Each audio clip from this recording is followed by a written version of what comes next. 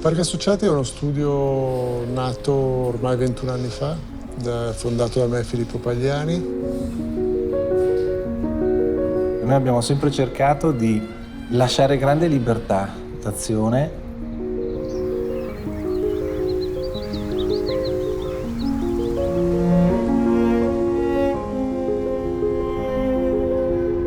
Con l'ambizione di andare a lavorare su diverse scale del progetto. Cercare di non trovare una specializzazione vera e propria, ma cercare di mantenere la possibilità di lavorare su veramente tutte le opportunità di progetto possibili.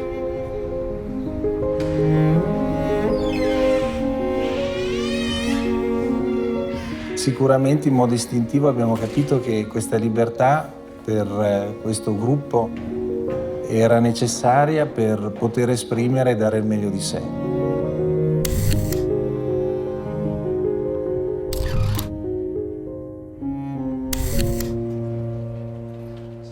Sono Michele Rossi e insieme a Filippo Pagliani appunto nel 2000 abbiamo fondato questo studio che si chiama Parchi Associati e tutte e due abbiamo deciso di iniziare questa avventura dopo una serie di anni di gavetta attraverso diversi studi. Io sono stato uno dei primi Erasmus quando era iniziato questo mondo legato alla possibilità agli studenti di andare all'estero, che ha avuto la fortuna di buttarsi in un'avventura che mi ha portato a Parigi molto giovane, e questa esperienza, come credo spesso accada quando ti avventuri in un diciamo vai un po' oltre i confini di quello che sono la tua immaginazione, credo che quella mi abbia un po' aperto la strada generale della professione. Ho deciso di fare l'architetto dopo che mi sono laureato in architettura, perché io mi sono iscritto all'architettura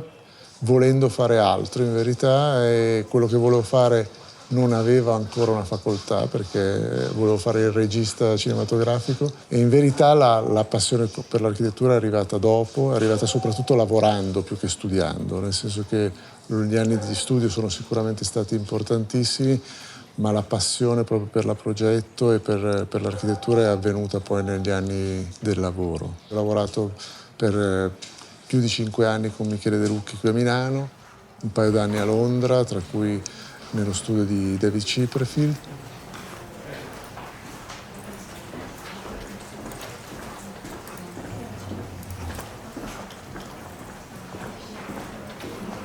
Mi sono innamorato di una professione perché poi ho avuto la fortuna e il caso di entrare in contatto con lo studio piano proprio bussando alla porta, e come un giovanissimo stagista ho incominciato a fare uno stage da piano. E poi da lì è nata tutta una sequenza di eventi che poi mi hanno portato a ritornare in Italia, a ritornare a Parigi, a restare poi per un po' di anni nello studio piano. Quella è stata forse il momento nel quale ho capito che era cambiato qualche cosa, e che questa modalità da studente mi aveva portato a qualche cosa di diverso, che però era tutto un mondo da costruire, da scoprire, da inventare. Il fatto, penso, di aver lavorato in studi così diversi per noi è stato molto formativo, perché ci ha fatto un po' interessare appunto a diversi temi, a diversi modi di affrontare il progetto, diversi modi di affrontare i temi di progetto.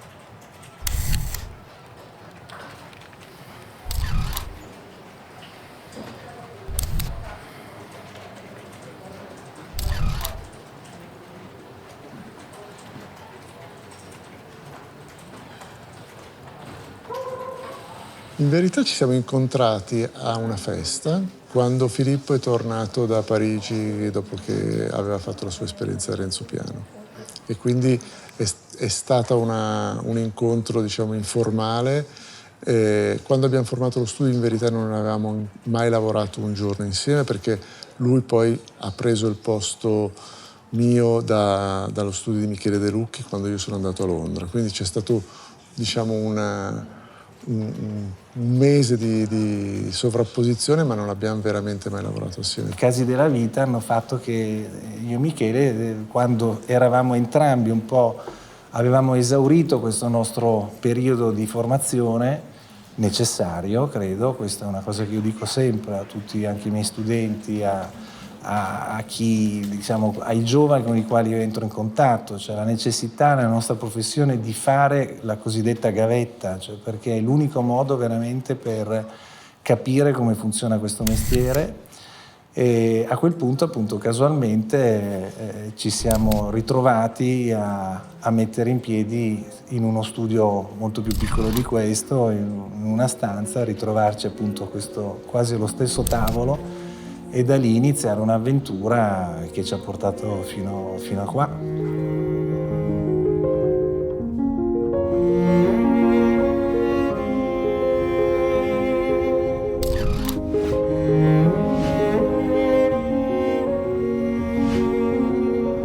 Lo studio ovviamente è cambiato tantissimo, perché quando abbiamo iniziato eravamo in 3 o 4, adesso siamo quasi 60 persone, quindi ha avuto dei cambiamenti enormi, sia nel modo di lavorare, sia nell'ambiente. Eravamo in 3-4 persone, eravamo oltretutto in uno studio che dava la possibilità di lavorare anche ad altre persone che non facevano parte diciamo, di quello che poi si è chiamato Park. Di solito raccontiamo un po' la crescita dello studio in 3 fasi diverse. La prima, che è appunto quella che va dal 2000 al 2007, che lo studio ha avuto sempre 5-8 persone come collaboratori. Tra il 2007 e il 2015 che siamo stati intorno ai 20-25. Adesso noi siamo cresciuti moltissimo, quasi improvvisamente, siamo quasi raddoppiati da 25 a 50.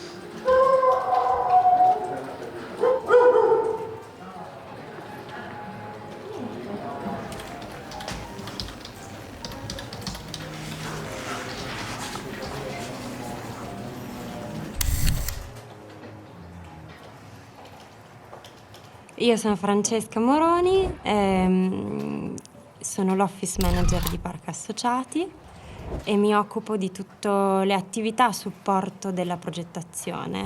Park Associati è cresciuto molto negli ultimi anni.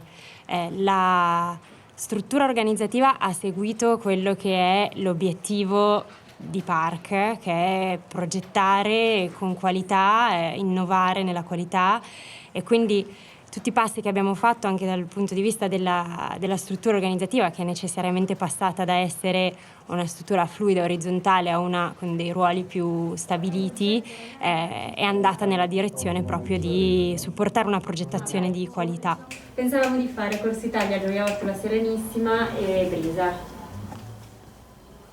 Così raccontiamo la luce, abbiamo l'elemento di novità che è le nuove foto di Corso Italia, che sono molto belle, e poi però raccontiamo anche le tavole di Moretti, e quindi cercare di accostare. Ovviamente crescere tanto incide sulla modalità di lavoro, ma penso che come si dice che ogni lustro c'ha il suo gusto, no? Nel senso che ogni periodo della vita ha delle diverse cose da apprezzare, anche nel periodo di uno studio è la stessa cosa, cioè ci sono delle opportunità e delle qualità che si svolgono in certi ambienti di certe dimensioni, con certi progetti, e ovviamente altre cose diverse magari quando questa dimensione cambia. Siamo molto orgogliosi del team di Park.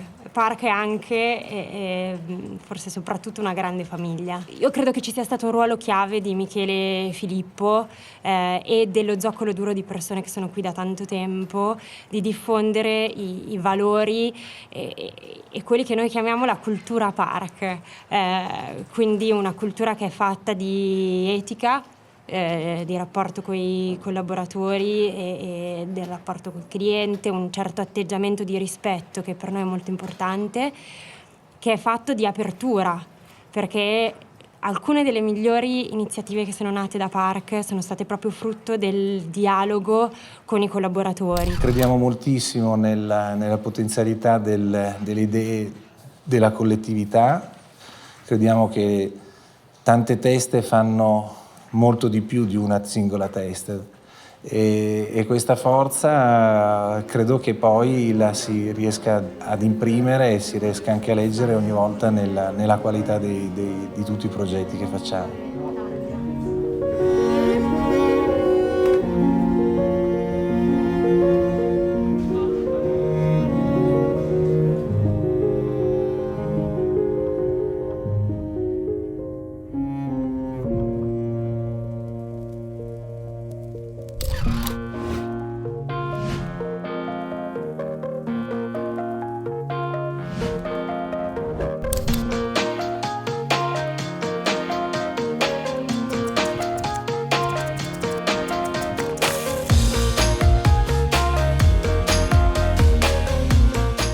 Park Hub è uno spazio di contaminazione. Quando ci siamo espansi abbiamo avuto la possibilità di avere un piano zero, quindi ancora più connesso alla città, e abbiamo pensato subito che volessimo aprire alla comunità intorno di architetti e non necessariamente, di creare uno spazio dove potevano avvenire delle cose. Park Hub per noi è molto importante, lo è stato sicuramente tanto fino a prima di questa emergenza, però speriamo che lo diventi ancora, perché per noi è il luogo dove lo studio si apre al mondo, si apre ai nostri amici, ai nostri consulenti, a chi collabora con noi, ma anche agli esterni. Avere un nuovo spazio a disposizione fisico crea spazio mentale anche per proporre nuove idee. Abbiamo pensato a talk, a esposizioni, a proiezioni, che diventassero dei momenti per noi per imparare, quindi per farci stimolare da impulsi esterni e magari anche per far crescere un po' una comunità esterna che circolava, che imparava a conoscerci e che al tempo stesso cresceva insieme a noi. È un momento, è un luogo che è molto importante, no? Perché se la nostra filosofia si basa sul dialogo e il confronto, ovviamente più questo confronto e questo dialogo è aperto e non è soltanto dentro al nostro ufficio, è più importante. Complice anche il fatto che per varie ragioni questa zona sia diventata parte di circuiti diversi anche durante il fuorisalone, ad esempio. Ci siamo resi conto che era molto interessante per le persone entrare in contatto con uno studio di architettura che di solito è un posto chiuso, ma era ancora più interessante se all'interno dello studio succedeva qualcosa.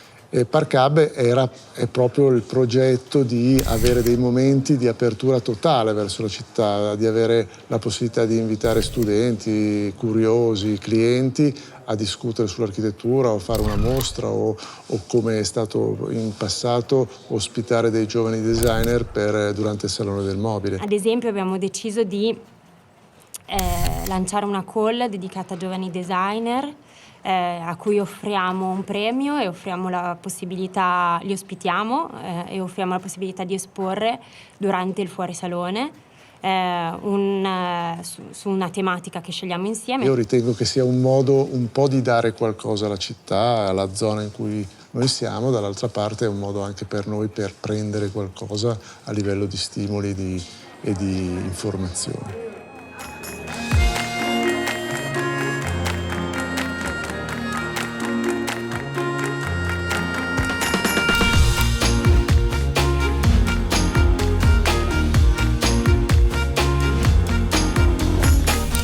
La crescita di Milano è stata un'occasione straordinaria per noi perché non dimentichiamoci che fino a 20 anni fa le occasioni di costruire in questa città erano pochissime, quindi sicuramente c'è stata una congiuntura fortunata per noi perché siamo arrivati a crescere, a fondare uno studio nel momento in cui la città ha richiesto un nuovo tipo di progettazione, un nuovo modo di affrontare, ha avuto un boom edilizio che ha creato quello che vediamo adesso. Noi in questo siamo stati fortunati, credo, perché la crescita di Park è coincisa con una trasformazione graduale di questa città che ha visto un inserimento di quello che erano dei nuovi codici dell'architettura, e quando noi siamo diventati maturi è stato riconosciuto il momento per essere chiamati, perché ormai Studio Maturo è fortemente localizzato in questa città, e quindi oggi noi siamo molto coinvolti nella trasformazione di questa città.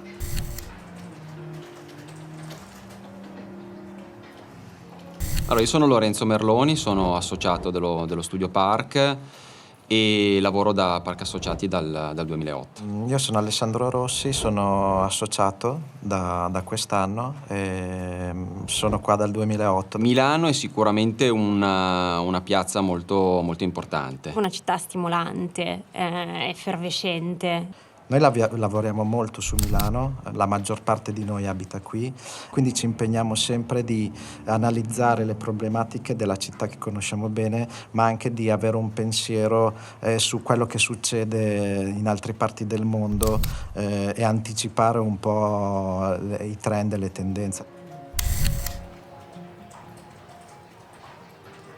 Rispetto a altre realtà italiane, a mio avviso, questa polarizzazione anche di studi e di interventi consente di darti, no, quell'energia in più, quella visione in più che magari in altri contesti non sarebbe più difficile avere. E che ci aiuta, nel senso che noi inizialmente ci siamo legati proprio alla programmazione, al calendario di Milano, per cui solitamente facciamo degli eventi che si parlano con le fiere d'arte o di fotografia. Quindi sicuramente risentiamo un po' di questo clima benefico che la città restituisce a chi fa questo lavoro.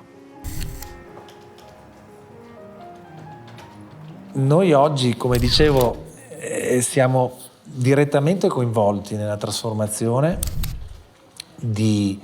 e nella rilettura, anche di parti di questa città. Adesso siamo anche, se vogliamo, coinvolti su scale diverse, nel senso che se prima erano singoli progetti magari legati appunto a edifici di recupero, adesso siamo entrati in una logica diversa, nel senso che abbiamo anche fatto e stiamo facendo progetti ex novo anche nel centro, quindi questa possibilità di dare un segno forte e tangibile di trasformazione la stiamo dando anche con la nostra architettura.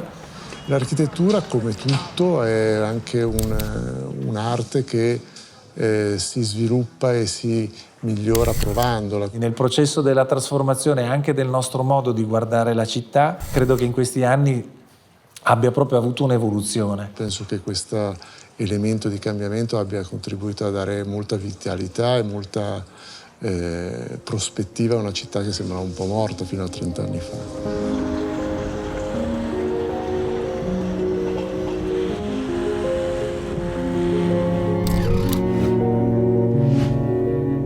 I progetti di Luxottica sono due progetti che lo posso dire adesso perché siamo quasi in conclusione, entrambi per l'estate dovrebbero essere conclusi e sono veramente due progetti bellissimi di cui dobbiamo e siamo estremamente orgogliosi.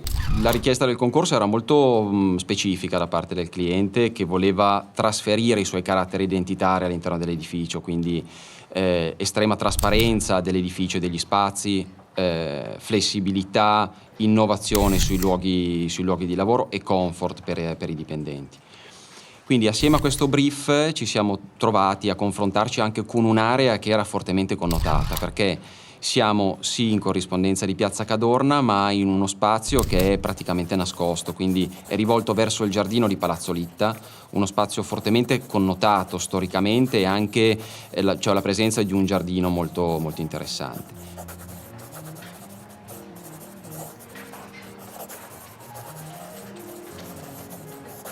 Il progetto ha cercato di trovare una sintesi tra l'edificio esistente e la preesistenza attraverso un volume che sfugge in pianta grazie alla curvatura impressa alla doppia pelle.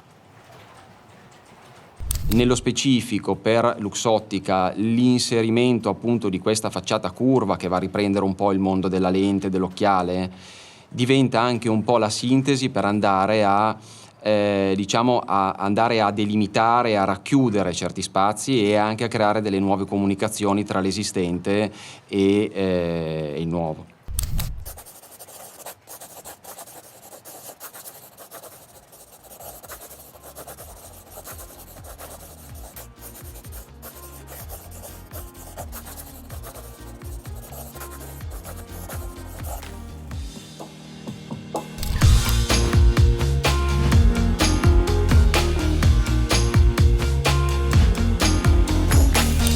Il tema della relazione con la città, soprattutto una città come Milano, è fatta sì di edifici nuovi che però sono naturalmente sempre meno e dal mio punto di vista dovranno essere sempre meno, e invece di rilettura di tutta una serie di episodi edilizi che magari sono totalmente da ripensare oppure da reinterpretare perché hanno una qualità estetica importante. L'edificio di Gioia 8 di Marco Zanuso ovviamente è un caso molto, molto chiaro dove l'architettura è rimasta molto fedele a quello che era il progetto originario. La Gioia 8 è un esempio interessante perché si innesta in tutto lo sviluppo di Porta Nuova, stesso committente che è Coima di tutto lo sviluppo di Porta Nuova.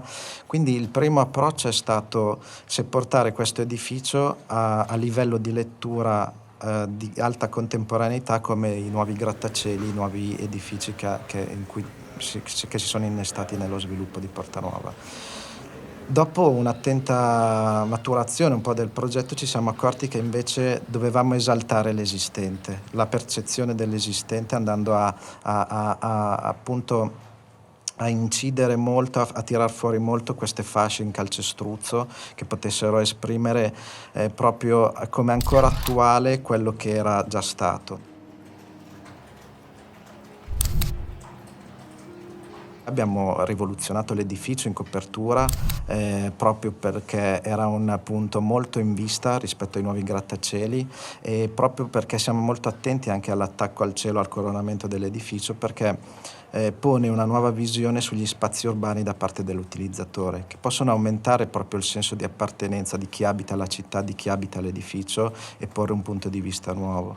Abbiamo fatto un progetto di un tetto che ovviamente Zanuso non si era preoccupato di disegnare perché nessuno avrebbe visto quel tetto. Adesso davanti ha degli edifici altissimi e tutti quelli che guardano quell'edificio vedono quel tetto e quindi c'è una quinta dimensione che lui non aveva considerato, che invece adesso diventa molto importante.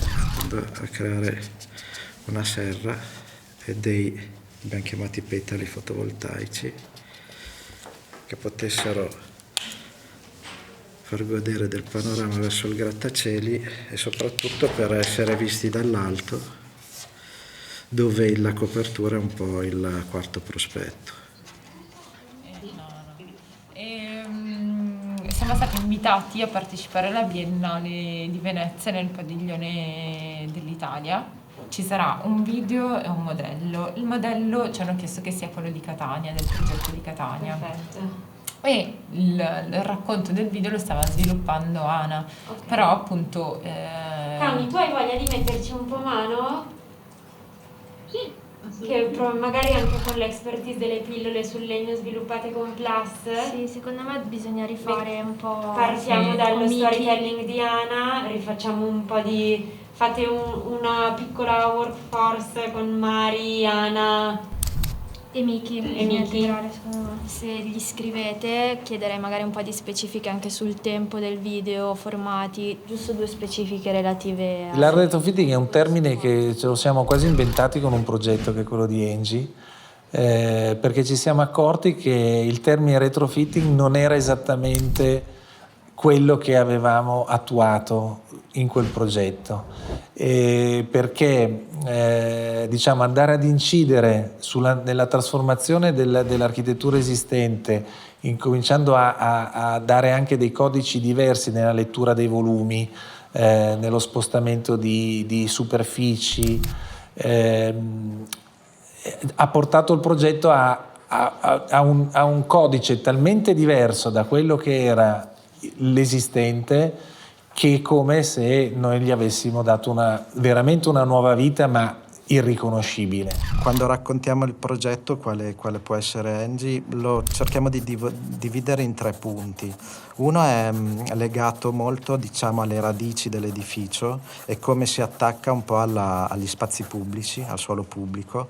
L'altro, diciamo, è un po' riassunto nel corpo edilizio, nell'involucro e nello sviluppo planimetrico, nella complessità planimetrica interna dei piani, e l'altro lo chiamiamo un po' l'attacco al cielo, al coronamento, che è un tema molto attuale nella progettazione.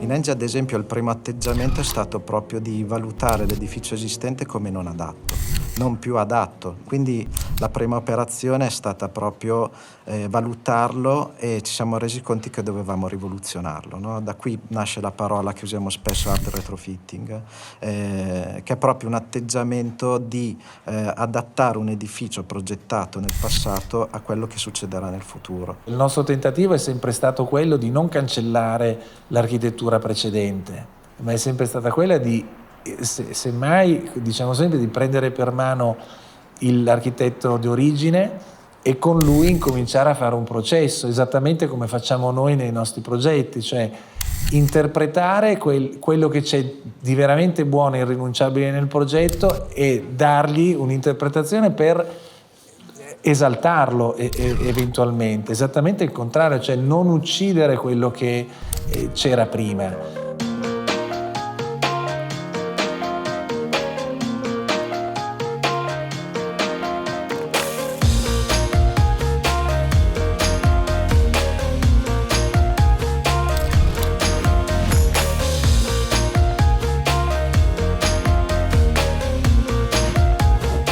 Due anni fa abbiamo deciso con i ragazzi di dar vita e dare uno sfogo a quella che era un concetto di ricerca all'interno dello studio. Di conseguenza abbiamo deciso di fondare questa cellula di ricerca che si chiama Park Plus, che ha un suo ritmo, è proprio una cellula che fa ricerca pura su temi che scegliamo e decidiamo, che possono avere anche tempistiche differenti. Allora, io mi chiamo Matteo Arietti e lavoro da Park dal 2018. Park Plus è, diciamo, espressione dell'orizzontalità con cui lavora Park Associati. È un'idea che è nata, se così vogliamo dire, dal basso, da una proposta che arriva anche da altri 2 colleghi, Michele Versaci e Andrea Riva. E fondamentalmente nasce dal desiderio di provare a fornire lo studio di uno strumento che in qualche modo possa essere in grado di supportare i team, lavorando però in maniera non distaccata ma in maniera complementare. Io sono Alice Cuteri, lavoro da Park da molti anni, dal 2006 direi. Mi occupo di gestire la materioteca e come ricerche materiali insieme ad altri miei 3 colleghi. L'aspetto di sperimentazione e di ricerca per noi è fondamentale. Quando io parlavo di dimensione dello studio, adesso noi abbiamo anche gli strumenti, le persone che possono andare a fare più ricerca, e questo per noi è fondamentale. Thinking Plus si lega al provare in qualche modo a mettere in piedi un esercizio mentale, appunto, più teorico, di indirizzo dello studio in termini di expertise, poetica e ricerca. Making Plus invece è molto più legata alla prototipazione.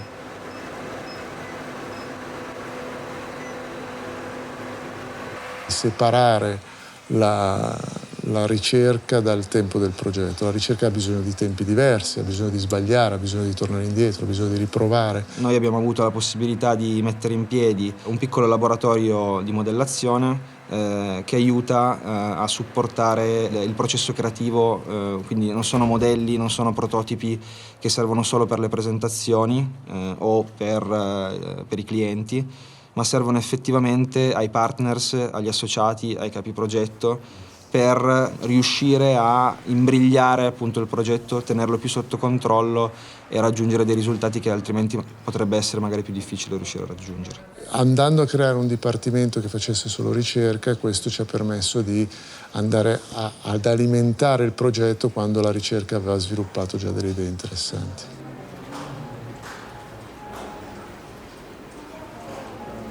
La materioteca è uno degli elementi cardine anche di Park Plus, che lavora molto a stretto contatto con Park Plus per quello che dicevo prima, cioè laddove abbiamo anche dei progetti che non hanno degli spazi di grande sviluppo creativo, magari l'elemento materiale, il modo in cui affrontiamo il materiale o la proposta di materiali particolarmente nuovi può dare un elemento di interesse al progetto molto, molto interessante. La materioteca è un insieme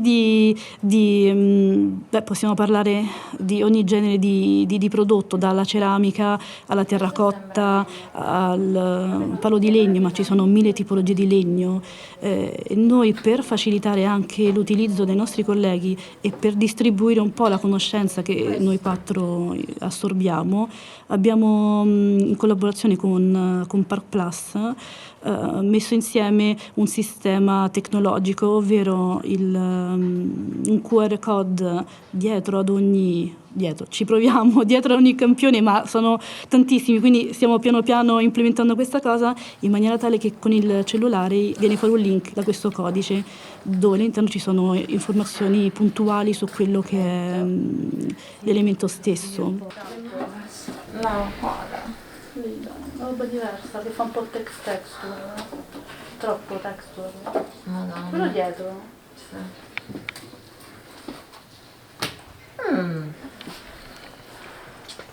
Oppure potrebbe essere sempre il colore. Comunque questa qua Questa che qui vivono. è stupenda, vero? Sei d'accordo sì, anche tu? Da morire, questa è bella. Questa nave ha dei motori e delle vele da American's Cup.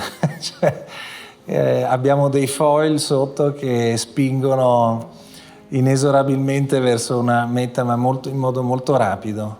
Quindi io sono convinto che adesso siamo entrati in una fase molto rapida di sviluppo di questo studio, dove ci è permesso anche di guardare molto in avanti. Non siamo quelli che decidono veramente come vanno le cose, cioè c'è un mercato, ci sono i clienti che ci chiamano, ci sono varie condizioni che ci possono permettere di crescere o non crescere, di andare in certe direzioni o in altre. E questo bisogna accettarlo, bisogna certo fare in modo di spingere la nave verso una direzione, e quindi non ti nascondo che qualche direzione l'abbiamo, ma poi in verità la meta finale, quella è impossibile da comprendere, e penso che sia giusto così. Secondo me oggi noi abbiamo una sicurezza che prima non avevamo e che ci permette di guardare veramente quel confine, quella linea oltre la nave, in fondo alla nave. Secondo me è una linea molto più dritta di prima, e molto più chiara e molto più solida. Essere pronti a tutto, cioè essere pronti a qualsiasi sfida, penso che sia la cosa più interessante.